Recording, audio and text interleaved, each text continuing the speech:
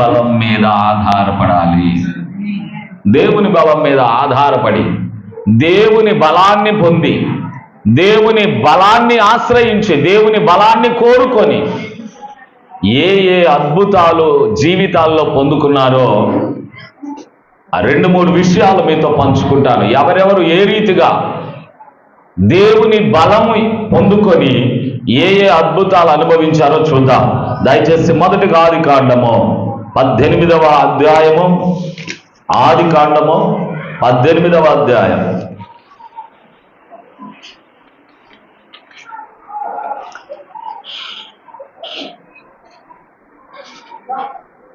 ఆదికాండము 18వ అధ్యాయము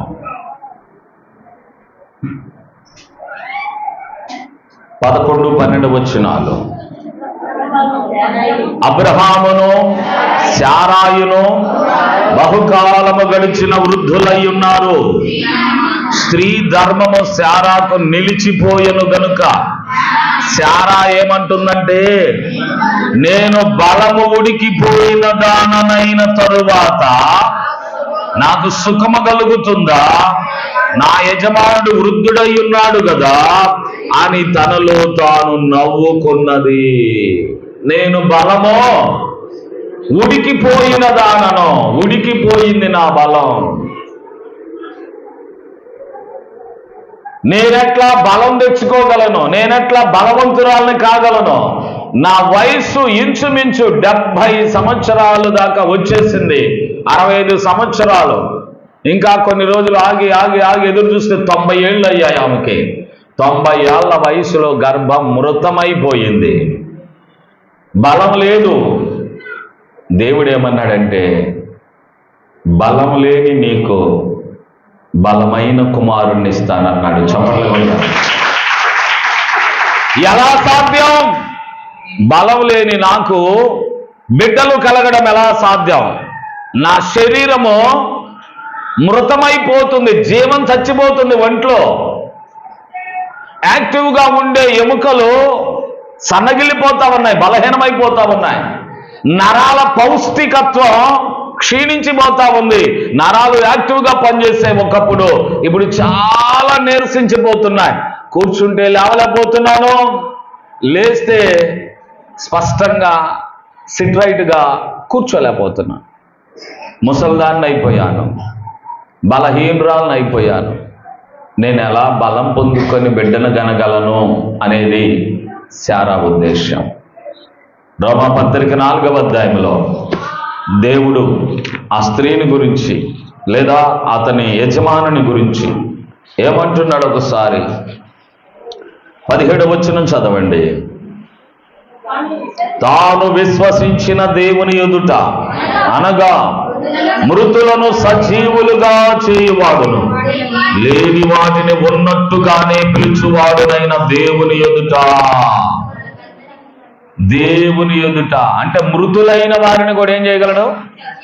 సజీవులుగా చేయగలడు. అంటే ఈమె శరీరం ఏమైపోతుందంట? మృతమై బలహీనమైపోతుంది. అయితే దేవుడంట మృతమైపోయిన శరీరాన్ని కూడా బలమైన యాక్టివ్ శరీరంగా మార్చగలడు. చదవండి 19వ వచనం. మరియు అతడు అవిశ్వాసమందు బలహీనుడు కాక, ఏం కాకుండా?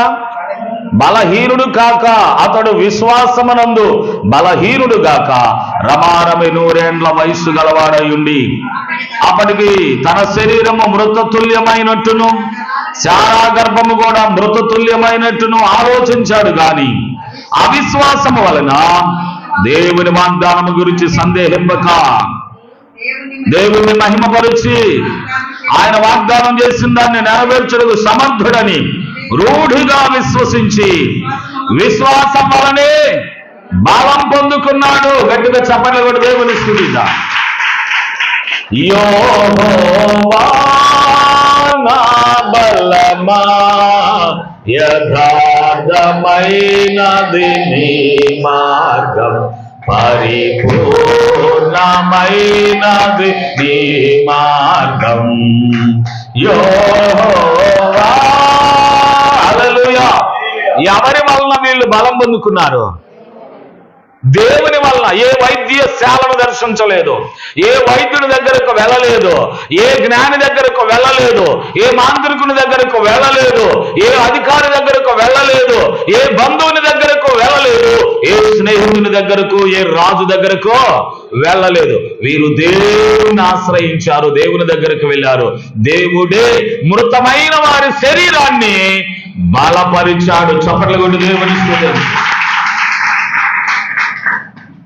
స్థిరపరచువాడవు, బలపరచువాడవు, పడిపోయిన చోటే నిలబెట్టువాడవు, ఘనపరచువాడవు, హెచ్చించువాడవు, నా పక్షము నిలచి జయమిచ్చువాడవు. స్థిరపరిచేవాడు, బలపరిచేవాడు ఆయన. ఈ అబ్రహామును, ఈ శారాను చూస్తే వారి ఓపికంతా ఉడిగిపోయింది, శరీరం అంతా మృతమైపోయింది, ముడతలు పడిపోయింది, ఓపిక సచ్చుబడిపోయింది. ఒంట్లో ఏమాత్రము ఓపిక లేని వారు దేవుని చేత బలపరచబడ్డారు. Praise the lord. యెహోవా వలన బలమునందు వారు ధన్యులు. శారాను, అబ్రహామును బలపరిచి గర్భఫలం ఇచ్చి వారిని ధన్యులుగా చేశాడు దేవుడు. Praise the lord. మృతతుల్యమైన శరీరాన్ని కూడా బలపరిచింది దేవుడే. మృతమైపోయినటువంటి గర్భాన్ని అద్భుతమైన బలము కలిగిన గర్భముగా చేసి బిడ్డను పెంచగలిగే గర్భముగా మార్చి ఆ వ్యక్తులకు బలమిచ్చిన వాడు దేవుడే. యెహోవా వలన బలమునందు వారు ధన్యులు. నీ వలన బలమునొందిన వారే ధన్యులు, నీ సన్నిధి అయిన సీయోనులో వారు నిలిచెదరు. నీ వలన బలమునొందిన వారే ధన్యులు, నీ సన్నిధి అయిన సీయోనులో వారు నిలిచెదరు. నిలువమైన రాజ్యములో నిత్యము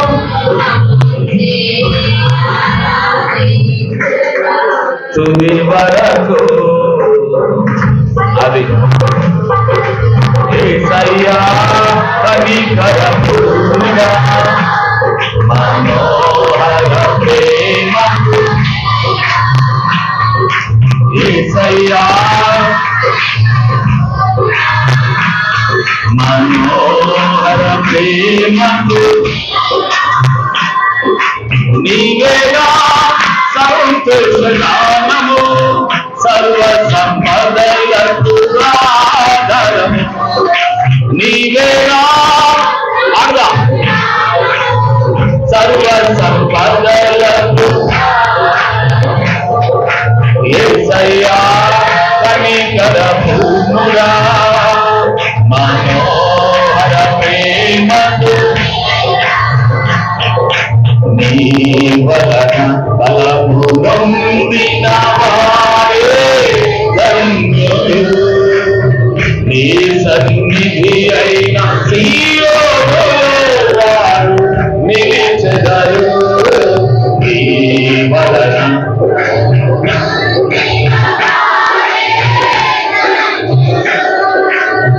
నీ సన్నిధి అయిన సీయోనులో వారు నిలిచెదరు.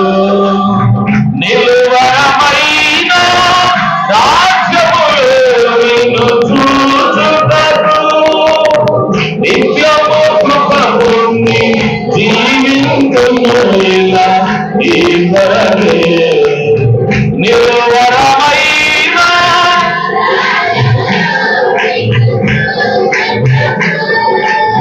నిత్యము కృప పొంది జీవించుము ఇలా ఈ కొరకే. యేసయ్యా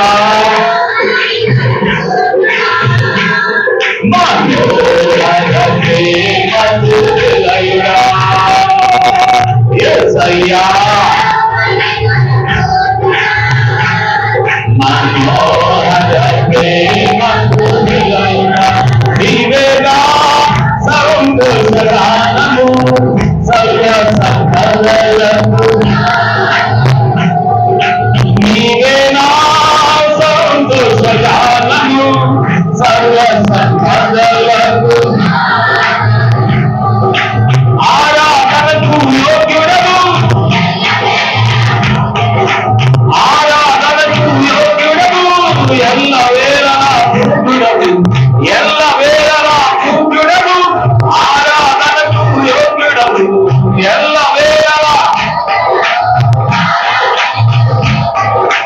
యేసయ్యా కనికరముగా మనోహర ప్రేమకు హల్లెలూయా. శారమ్మ గాని అబ్రహాం గారు గాని బలము లేని వృద్ధాప్యములోనికి మృతతుల్యమైన శరీరములోనికి వెళ్ళిన వారు ఎవరు? ఆ మృతులైన ఆ శరీరాన్ని బలపరిచింది బిడ్డలు కనేంత బలము, ఉడికిపోయిన గర్భమును మరలా సజీవమైన గర్భముగా, మృతమవుతున్న గర్భమును మరలా పురికొల్పి సజీవమైన గర్భముగా మార్చగలిగిన వాడు సజీవుడైన యేసుక్రీస్తు మాత్రమే. ఎవరి వలన వారిద్దరు బలం పొందుకున్నారు? దేవుని వలన బలం పొందుకున్నారు. దేవుని వలన బలము పొందుకోగలిగిన వారు ధన్యులు. ఒకసారి మీకు గత వారమో అంతకుముందు వారమో చెప్పాను, గొల్యాతు ఇశ్రాయేలు ప్రజలందరినీ గడగడ వణికిస్తా ఉన్నప్పుడు ఒక బాలుడు దావీదు నేను అతన్ని ఓడిస్తానని బయలుదేరి వచ్చాడు. అందరూ వాడిని ఆపడానికి, ఆ బాలుడిని ఆపడానికి ప్రయత్నం చేస్తే ఇతను ఆగడం లేదు. ఆ నోట రాజుగారి దగ్గరికి వెళ్ళింది ఈ వార్త. ఒకడు ఉన్నాడు బాలుడు, వాడు నేను ఓడిస్తానంటున్నాడు. అదేమంటే సింహాన్ని చంపాను, ఎలుగుబంటిని చంపాను, వీడు కూడా అలాంటి వాడే నా చేతుల్లో చంపిపడేస్తాను, తల తీసుకుని రాజుగారి దగ్గరికి వస్తానంటున్నాడు అని ఆ వార్త రాజు దగ్గరకు చేరితే రాజుగారు ఆ బుడతను పిలవండిరా ఎవడో చూద్దామని పిలిపించాడు. పిలవగానే రాజుగారు ఆయన చూసి చాలా బాగున్నావురా, నువ్వు ఇంత అందంగా ఉన్నావు, ఇంత చక్కని రూపం ఉంది, వాడు చాలా బలవంతుడు, నువ్వేమో బాలుడివి, వాడిని చంపడానికి ఆ మాట చదువుతారా? 17వ అధ్యాయము సమూయేలు మొదటి గ్రంథం 17వ అధ్యాయము 33వ వచనం. 17:33. సౌలు ఈ ఫిలిష్తీని ఎదుర్కొని వానితో పోట్లాడడానికి నీకు బలము చాలదు, నువ్వు బాలుడవు, వాడు బాల్యము నుండి యుద్ధాభ్యాసము చేసిన వాడు. అయ్యా నీకు బలము చాలదు, వాడు బలవంతుడు, నువ్వు బలహీనుడవు. నిజమే నాయన, నేనెవరిని? బలహీనుణ్ణే, వాడేమో బలవంతుడు. నువ్వన్నట్లు వాడిని జయించగలిగిన బలం నా దగ్గర లేదు. కానీ బైబిల్లో ఉంది, నన్ను బలపరుచువాని యందే నేను సమస్తము చెయ్యగలను అంటాడు పౌలయ్య. నన్ను బలపరిచేవాడు ఒకడున్నాడు, నేనేదైనా చెయ్యగలుగుతాను. బలపరిచేది ఆయన. నాకు బలం లేదు, బలం లేని వాడిని, నా ముందున్నవాడు బలవంతుడు. నా బలంతో నేను వెళ్ళినా నేను గెలవలేనని నాకు తెలుసు. కానీ నేను దేవుడు నన్ను బలపరుస్తాడన్న ధైర్యముతో అడుగేస్తున్నానన్నాడు. చప్పట్ల కొట్టి దేవుడు తెలుసా, నా బలం నా దేవుడు. నేను దేవుని బలం కొరకు ఎదురు చూస్తున్నాను. దేవుని బలం ముందు గొల్యాతు బలం 0. Praise the lord. ఇప్పుడు దావీదు యుద్ధంలో అడుగుపెట్టినప్పుడు దావీదును చూసి గొల్యాతు ఏమన్నాడంటే, ఎవరోయ్, నేనేమైనా కుక్క పిల్లని అనుకుంటున్నావేరా, రాళ్ళు పట్టుకొని వచ్చావు నా మీదకి యుద్ధానికి? నా ఈట కొనం తీసుకొని ఊరుక నిన్ను అలా ఆ చెట్టు మీదకి ఇట్లా ఈ చెట్టు మీదకి వేస్తాను, ఆట ఆడుకుంటాను రా అన్నాడు. ఈయనంటాడు, ఈరోజు నిన్ను తల నరికి రాజు దగ్గరికి తీసుకెళ్ళి నీ మాంసం కాకులకు గద్దలకు వేస్తానంటాడు ఈ బుడత. ఆడికి కోపం వచ్చింది. ఈ మాట అనగానే వాడికి కోపం వచ్చి, రారా నీ సంగతి చూస్తానంటాడు. వీడికి బలం వాస్తవంగా లేదు. ఎవరి మీద నమ్మకంతో బయలుదేరాడు? యెహోవా నా బలమా, యథార్థమైనది నీ మార్గం, పరిపూర్ణమైనది నీ మార్గం. యెహోవా నా శత్రువులు నన్ను చూచినను, నరకపు పాశము నరికట్టినను. నా శత్రువులు నన్ను చూచినను, నరకపు పాశము నరికట్టినను. వరదవలే భక్తిహీనులు పోలిన, వరదవలే వదలక నన్ను ఎడబాయని దేవా, వదలక నన్ను ఎడబాయని దేవా. యెహోవా నా బలమా, యథార్థమైనది నీ మార్గం, పరిపూర్ణమైనది నీ మార్గం.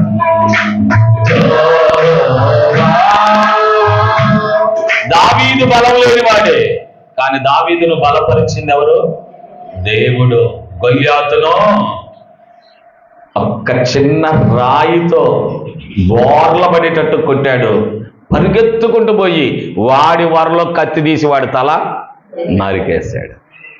దావీదు దగ్గర కత్తులు లేవు, కటారాలు లేవు, డాలులు లేవు, కవచాలు లేదు, బాణాలు లేవు, ఈటలు లేవు. ఆడంటాడు, దేంతో చంపగలవరు అంటే, నీ దగ్గరే ఉందిగా కత్తి, నీ కత్తితోనే నిన్ను చంపేస్తానంటే. స్తోత్రం. ఎలా సాధ్యమైంది దావీదు కంటే? దావీదు దేవుని వలన బలం పొందుకున్నాడు. అందుకే దేవుని వలన బలం పొందుకున్న దావీదు ఏమయ్యాడు? ధన్యుడయ్యాడు. దేవుని వలన బలం పొందుకున్న శారమ్మ ధన్యురాలైంది. వీరిద్దరి జీవితంలో పొందిన మేలులేంటో చెప్పండి. దేవుని వలన బలం పొందుకున్న శారమ్మ అద్భుతమైన గర్భఫలం పొందుకుంది. రైతులా, దేవుని వలన బలం పొందుకున్న దావీదు అద్భుతమైన విజయాన్ని సొంతం చేసుకున్నాడు. గర్భఫలం పొందడానికి, యుద్ధములో విజయం పొందడానికి ఎవరి బలం కావాలి మనకి? దేవుని బలం. రెండో మాట చెప్తాను. సంఖ్యాకాండము 11వ అధ్యాయంలోనికి వెళ్ళండి. సంఖ్యాకాండం 11వ అధ్యాయంలో లక్షల కొలది మంది ప్రజలు ఏం చేశారు? వీరికి కాస్త 4వ వచనం నుండి చదువుతారా? వారి మధ్య మిశ్రిత జనము ఏం కనపరుస్తున్నారు? మాంసాపేక్ష అధికంగా కనపరుస్తున్నారంట. అధికంగా మాంసం పిచ్చి పెట్టింది బాగా. ఏం పిచ్చి? మాంసాపేక్ష అధికంగా కనపరచగా ఇశ్రాయేలీయులు మరలా ఏడ్చారట. మాకెవరు మాంసం పెడతారు? నువ్వు ప్రార్థన అని బయటకు తీసుకొచ్చావు. ఐగుప్తు దేశంలో ఉన్నా బాగుండేది, అక్కడి నుంచి మమ్మల్ని బయటకు తెచ్చావు. అక్కడైతే ఉచితముగా తినిన చేపలు, కీరకాయలు, దోసకాయలు, కూరాకులు, ఉల్లిపాయలు, తెల్లగడ్డలు గుర్తుకొస్తా ఉన్నాయి పాస్టర్ గారు. ఊరకనే తింటాం చేపలు, ఉచితంగానే వస్తాయి చేపలు. ఐగుప్తు చేపలు భలే టేస్ట్. తెల్లగడ్డలు, ఉల్లిపాయలు, ఆకుకూరలు, కీరకాయలు, దోసకాయలు ఇవన్నీ గుర్తొస్తున్నాయి. నువ్వేమో ఎప్పుడు చూసినా మన్నా, దేవదూతల భోజనం మన్నా అదే పెడుతున్నావు. మాకేం మాంసం తినాలని ఉంది. ఎవడు పెడతాడు మాకు మాంసం అని అడగటంలా. అంటే తిండికి కూడా ఏడుస్తారా? చిన్నపిల్లలు ఏడవటం నాకు తెలుసు. ఆకలి అయితే ఎవరు ఏడుస్తారు? చిన్నపిల్లలు ఏడవటం తెలుసు. మాంసం కోసం ఏడ్చారంట ఇశ్రాయేలు ప్రజలు. మాకెవడు మాంసం పెడతాడు? మాంసం కొరకు ఏడుస్తూ ఉన్నప్పుడు కాస్త ఒక్కసారి ఇంకొంచెం యువతలకు వెళ్దాం రండి. 11వ అధ్యాయంలో ఇంకొక పేజీ తెరవండి. పేజీ తెరిచిన తర్వాత 20వ వచనం నుంచి చదవండి. దేవుడు అంటున్నాడు, ఒక నెల దినముల వరకు అనగా ఒకసారి పైన 19వ వచనం కూడా, ఒక్క దినము కాదు, 2 రోజులు కాదు, 5 రోజులు కాదు, 10 రోజులు కాదు, 20 రోజులు కాదు, ఒక నెల రోజుల వరకు అనగా అది మీ నాసికారంధ్రములలోనికి వచ్చి మీకు అసహ్యం పుట్టేదాకా దానిని తింటారు. ఎలా అనగా మీరు మీ మధ్యలో ఉన్న యెహోవాను నిర్లక్ష్యం చేసి ఆయన సన్నిధిలో ఏడ్చి ఐగుప్తులోని ఎందుకు వచ్చామా అనుకుంటున్నారు కదా. అబ్బా, ఎందుకు వచ్చామరా బాబు అనవసరంగా ఈ ప్రార్థనకి? అక్కడున్న మాంసం దొరికేదే, అక్కడున్న ఉల్లిపాయలు దొరికాయే, అక్కడున్న తెల్లగడ్డలు దొరికాయి, అక్కడున్న ఆకుకూరలు దొరికాయి, అక్కడున్న కీరకాయలు దోసకాయలు దొరికాయి. ఉచితంగా మాంసం, అబ్బో చేపలు విస్తారంగా వచ్చాయి. ఎందుకు వచ్చాము అని ఏడుస్తున్నారు కదా. మీకు మాంసం కావాలి. ఒక్కరోజు కాదు, 2 రోజులు కాదు, 5 రోజులు కాదు, 10 రోజులు కాదు, 20 రోజులు కూడా కాదు, నెల రోజులు మీకు మాంసం పెడతా అన్నాడు దేవుడు. నడిపించే లీడర్ ఉన్నాడే మోషే. ఎన్ని రోజులు? నెల రోజులు మాంసమా? ఒక్క పూట మాంసం భోజనం పెట్టాలంటే మామూలు విషయమా? చూడండి, ఆ మాట అంటాడు చూడండి. అందుకు మోషే, అయ్యా నీకే నువ్వు మాట చెప్పావు, నేనేమో ఈ జనం దగ్గర ఉన్నాను. వారు 6 లక్షల పాదాసారులు, వారు నెల దినాలు తినడానికి వారికి మాంసమునిచ్చేదనని చెప్పితివి. వారు తృప్తిగా తినునట్లు వారి నిమిత్తము గొర్రెలు మేకలు చంపాలా? వారు తృప్తిగా తినునట్లు సముద్రపు చేపలన్నీ వారి నిమిత్తము కోర్చాలా? ఏంటయ్యా 4 రోజులు పెడతానన్నా మాంసం? 6 లక్షల కాలు బలము నాయన.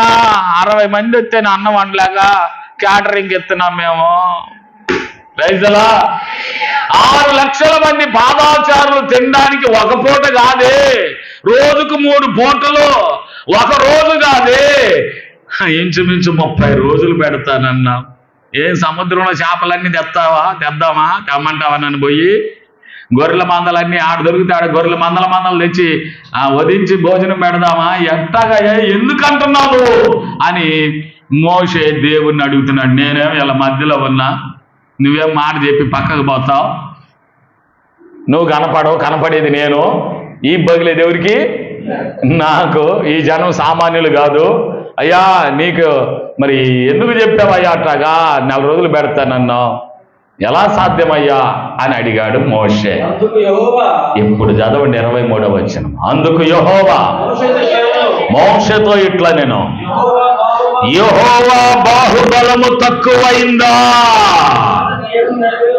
నా బలము తక్కువైంది అనుకున్నావా? నేను బలం లేని వాడినా? నేను బలపరచలేనా? నా బలం ఏమైనా తక్కువైపోయిందా? తగ్గిపోతుందా? చదువు. నా బాహుబలము తక్కువైందా?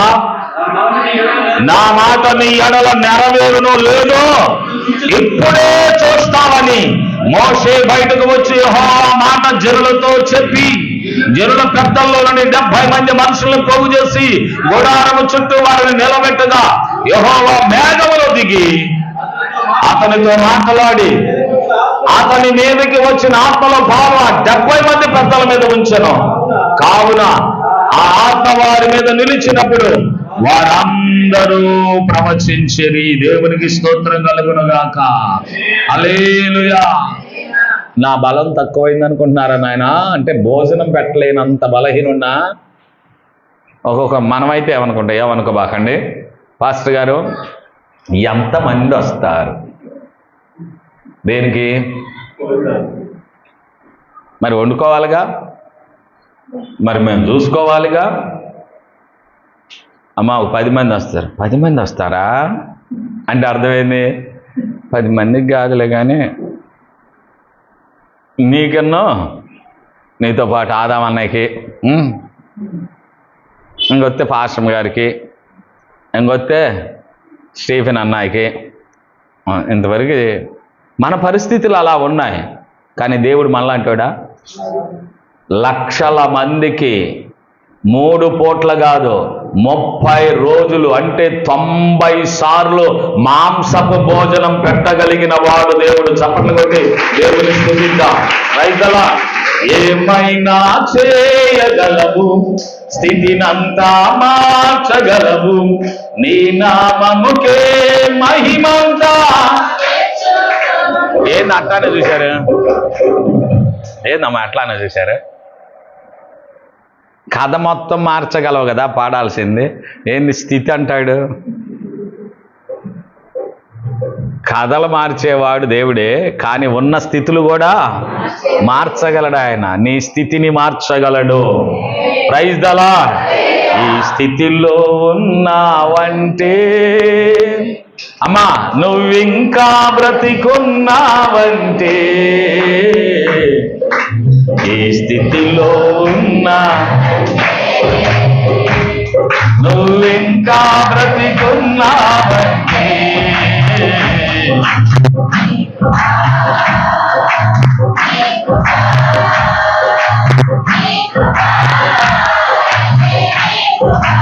హల్లెలూయా. నీకు స్థితిని మార్చేవాడు దేవుడు. ఇద్దరికి భోజనం పెట్టలేని స్థితిలో నుంచి 20,000 మందికైనా పెట్టగలిగే సామర్థ్యం దేవుడు ఇవ్వగలడు. చప్పట్లు కొట్టి దేవుడు. అలా చెయ్యాలి అని అంటే నువ్వు నీ బలం మీద కాదు, దేవుని చేత నువ్వు బలపరచబడితే ఎంతమందికైనా భోజనం పెట్టగలవు. Praise the lord. దేవుని బాహుబలం తక్కువేమీ కాదు. Praise the lord. ఎవరు బలపరచాలి మరి నిన్ను? దేవుడే బలపరచాలి. దేవుని బలం మీద ఆధారపడిన వాడు ధన్యుడు. ఏం పెట్టారండి భోజనం, ఎక్కడ చూడలేదండి అసలు. ఎంతమంది వచ్చినా ఇంకా మిగిలిపోయింది. ఎంతమంది పట్టుకెళ్ళారో. ఏందన్నా ఎంతమందికి వేసావు? మొన్న చర్చి ప్రతిష్ఠ రోజు అసలు మనం అయితే అట్లా అనుకున్నామా? నేను అనుకున్నా 200-300 మందికి ఎస్టిమేషన్ వేసుకున్నా.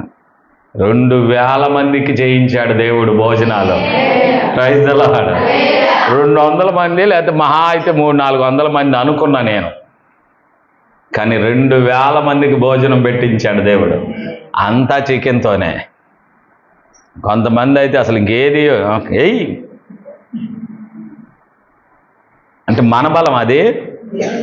నిజంగా నా కాడ బలమే లేదు. అబ్రాహాం అనే డేట్ ఇచ్చినప్పుడు నా దగ్గర 15 రూపాయలు ఉన్నాయి జేబులో.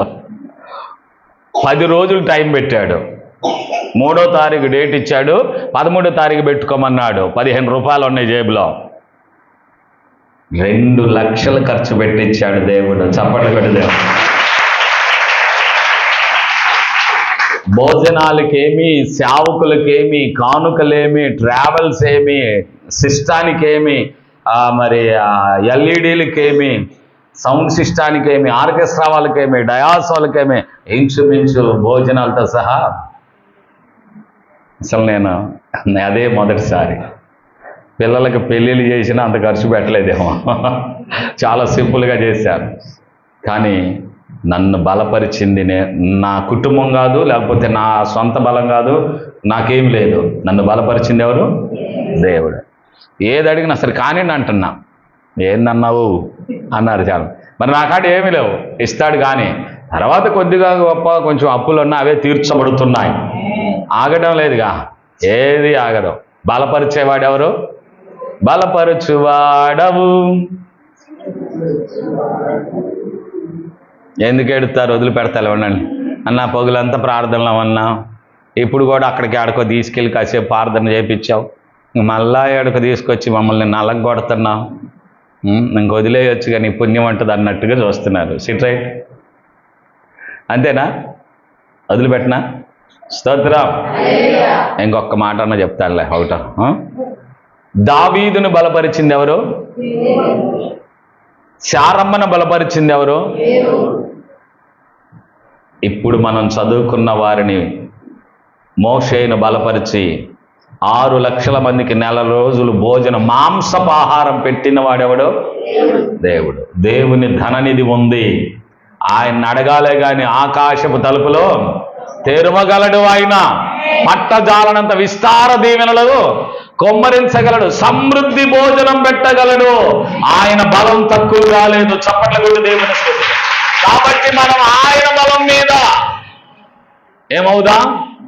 ఆధారపడితే, ప్రభువా నన్ను బలపరచు, ఖచ్చితంగా నిన్ను ఆయన బలపరుస్తాడు. నీ బంధువులు బలం వేరు, నీ డబ్బును చూసుకొని బలంగా ఉండడం వేరు, నీకున్న కండలను చూసుకొని బలంగా ఉండడం వేరు, నీకున్నటువంటి జనాన్ని చూసుకొని బలంగా నిలబడ్డం వేరు. ఇవన్నీ ఒకరోజు ఏదో ఒక రోజున కొలాప్స్ అవుతాయి. కానీ దేవుని వైపు చూస్తే నువ్వెన్నడూ కొరతవ్వవు, కొదవవ్వవు. Praise the lord. దేవుడు బలపరిచే మనుష్యుడు ధన్యుడు. శారమ్మను బలపరిచిన దేవుడు, దావీదును బలపరిచిన దేవుడు, మోషేను బలపరిచిన దేవుడు నిన్ను కూడా బలపరచగలడు.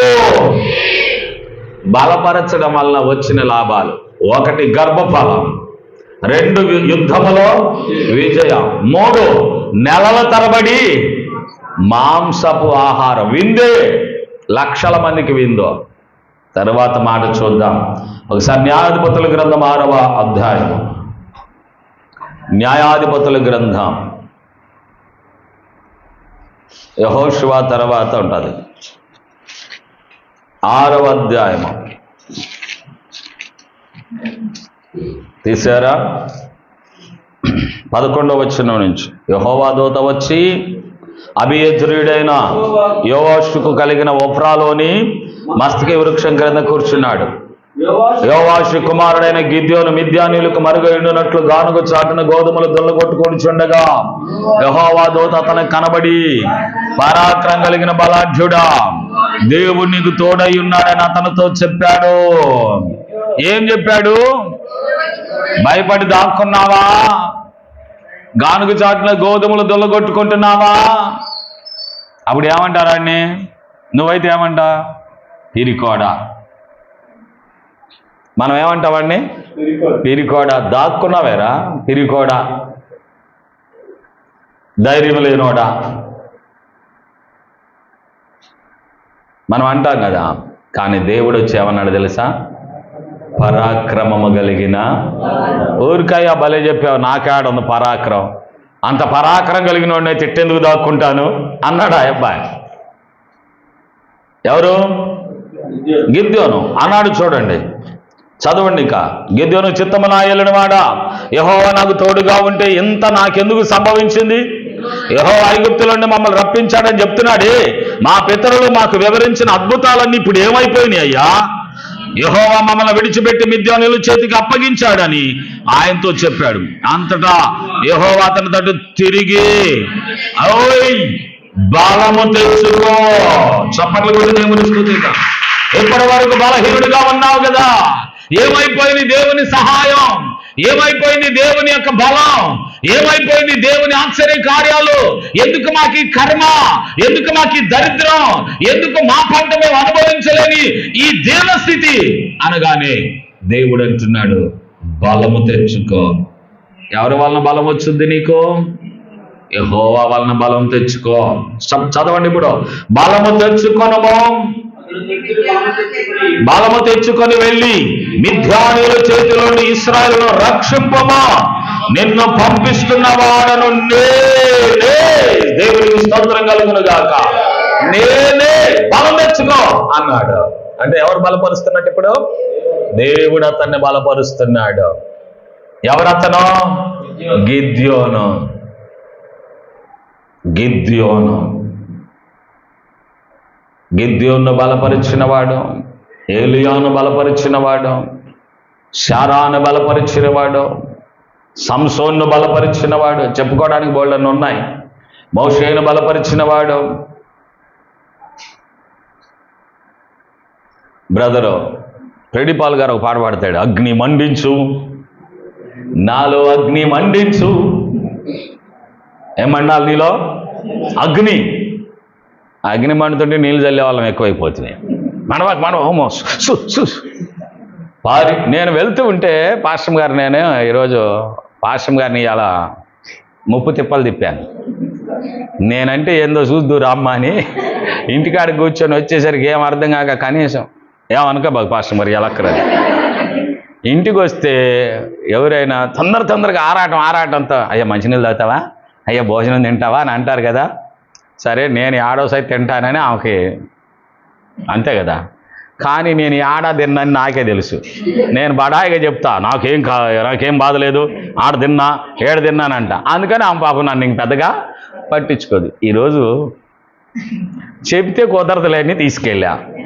ఇంటికాడ బయలుదేరింది, బండికి కూర్చుంది. మధ్యలో ఏమైనా తింటావమ్మా అంటే ఇప్పుడు ఎక్కడ తినేది అంది. మరి ఇలా బల్ల కదా, ప్రభు బల్ల తిందో. సరే పోయాం. అక్కడ ప్రార్థన అయిపోవడం ఆలస్యం. ఎక్కువ బండి, ఎందుకని మధ్యరాల కాలనీ రావాలా. మధ్యరాల కాలనీ ఎంత స్పీడ్గా వచ్చానో ఆమెకు తెలుసు, ఎందుకంటే అరగంటలో ఆడకు చేరాను. ఆడకు చేరి ఆ కోడికి మళ్ళీ 11:15 కల్లా ముగించుకొని ఇక్కడికి 12 లోపు రావాలి. మళ్ళీ ఎక్కువ ఇక తిండి లేదు, మంచినీళ్ళు లేవు, ఏం లేదు. బయలుదేరి మళ్ళీ ఇంటికి తీసుకొచ్చిన తర్వాత ఈ కోడికి అయిపోయేసరికి 1:30 అయింది. తెలుసుగా, 1:30 అయిపోయిన తర్వాత అమ్మా ఇంటికి వెళ్తావా అంటే ఏం లేదు ఇంట్లో. వండేది ఎవరు మరి? పిల్లలన్నా ఉంటే వండేవాళ్ళు. ఇప్పుడు నాకెళ్ళి మొహంకెళ్ళి చూస్తుంది. నా మొహంకెళ్ళి కాదు, దేవుని మొహంకెళ్ళి చూడన్నా. అప్పుడే చెప్పాడంట, ఒక బెదర చెప్పాడాయా, ఏం వెళ్ళబాకు నేను భోజనం తెస్తానని. ఇప్పుడు చెప్పండి మన పాస్టర్ గారిని, నేను కష్టపడితే నీళ్లు కూడా తాగకుండా తిరిగితే వచ్చేసరికి సిద్ధంగా దేవుడు భోజనం ఉంచాడా లేదా? నేను వండకుండా దేవుడు పాస్టర్ గారికి కూడా పెట్టించాడు. చప్పట్లు కొట్టండి. తిరిగితే దేవుని కొరకు తిరిగితే ఖచ్చితంగా కష్టపడకుండా భోజనం పెట్టిస్తాడండి. ప్రైజ్లా. ఈరోజు మా పిల్లలు లేరని ఈ పిల్లలు భోజనం రెడీ చేశారు. ఇందా చదివామా ఉచితంగా చేపలు. అప్పుడే చెబుతాం అనుకున్నా, ఉచితంగా చేపల భోజనం తిన్నాం. తినేటప్పుడు యమా టేస్ట్గా ఉందని చెప్పాలనుకున్నాం, మళ్ళా తర్వాత బెటర్ ఏమని చెప్పాలా. ప్రైజ్లా. అంతే కదా. అమ్మో అలవాటు పడ్డట్టున్నాడే పాస్టర్ గారు, మనం యాడ్ చేసి పెడతాం అనుకుంటే అసలు పోద్ది. అందుకని ఏం చెప్పకుండా సైలెంట్గా తిని ప్రశాంతంగా దేవుని పని చేస్తే బలపరిచేవాడెవరు? దేవుడు. అందుకని మీలో ఏం మండాలి? అగ్ని మండాలి. పరిశుద్ధాత్ముడా నాలో అగ్ని మండించు నాలో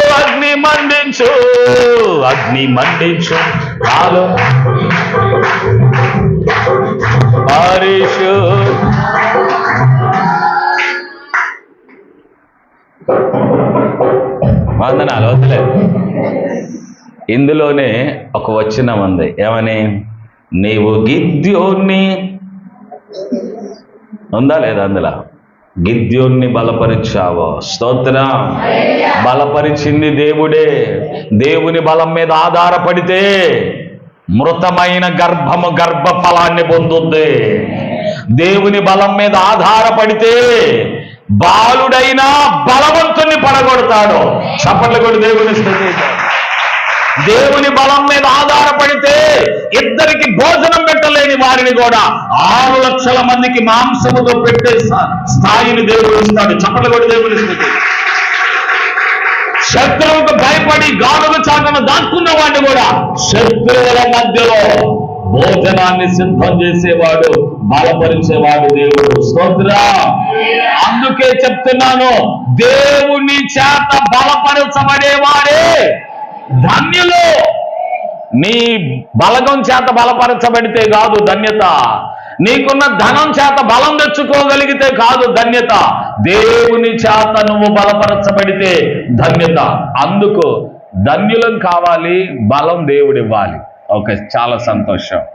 ఆ బలం రావాలంటే మీకు తెలిసిన కంఠస్థ వాక్యం చెప్పి ప్రార్థన చేస్తా.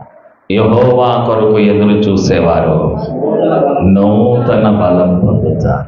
ఉన్న బలం కాదు, నీకున్న బలం కాదు, నూతన బలం. అది నా ప్రభు అయిన యేసుక్రీస్తు ఇచ్చే బలం. ఎవరి కొరకు ఎదురు చూడిక? ఎవరి కొరకు ఎదురు చూడు? రాసుకుంటావా రెఫరెన్స్? యెషయా గ్రంథంలో ఉంటుంది, చూడండి. ఎన్నో అధ్యాయం అది? యెషయా గ్రంథమా? యెహోవా కొరకు ఎదురు చూసే వారికి నూతన బలం, నూతనంగా దేవుడు బలం ఇస్తాడు. 40వ అధ్యాయమేనా? యెషయా గ్రంథం 40వ అధ్యాయము 31వ వచనం. యెహోవా కొరకు ఎదురు చూసే వారికి నూతన బలం ఇస్తాడు దేవుడు. ఎదురు చూడు ఆయన కొరకు. ప్రభువా నన్ను బలపరచయ్యా. ఏమనగాలి మనం? నాకు నీ బలం కావాలి. నన్ను బలపరచగలిగితే నేను సమస్తము చేయగలుగుతా. నన్ను నీవే బలపరచు ప్రభువా. నాకు నీ బలం కావాలి. నీ బలమే నా పునాది అవ్వాలి. నీ బలం పొందిన శారమ్మ గర్భఫలాన్ని పొందింది. నీ బలాన్ని పొందిన దావీదు శత్రువును నేల మట్టుకు వంగేటట్లు చేశాడు. ఎవరు ఓడించలేని శత్రువును నేల కనిపించాడు, మట్టి కనిపించాడు. నీ బలం మీద ఆధారపడ్డ మోషే 6 లక్షల మందికి నెల రోజులు మాంసమాహారం పెట్టాడు. రైజలా, నీ బలాన్ని పొందుకున్న గిద్యోను మిద్యానీయులను నేల కనిపించాడు. బలహీనుడైన వారిని బలపరిచావు, వారు నీ చేత బలం పొందారు. మరి మాకు కూడా నీ బలం కావాలి. నీ వలన బలం పొందిన మనుషులు ధన్యులవుతారన్నావు కదా. నన్ను కూడా ధన్యుడిగా చేయి ప్రభువా. నువ్వే నన్ను బలపరచయ్యా. నీ బలం కొరకు ఎదురు చూస్తున్నా. నా సొంత బలం నేను గెలవలేను. నా సొంత బలంతో నేను ఎవరికి భోజనం పెట్టలేను. నా సొంత బలంతో నేను ఏ గర్భఫలాలు, ఏ భూఫలాలు, ఏ పశు ఫలాలు నేను పొందలేనయ్యా. ఏ విధమైన ఫలాలు పొందాలన్నా నీ బలం నాకు కావాలి ప్రభు అని ఎప్పుడైతే ప్రార్థన చేస్తావో తప్పకుండా దేవుడు నీకు తన బలాన్నిచ్చి నేను ధన్యుడిగా మారుస్తాడు, నేను ధన్యురాలుగా చేస్తాడు. దేవుడు నీ కట్టి ధన్యత కలుగు చేయుగాక. తల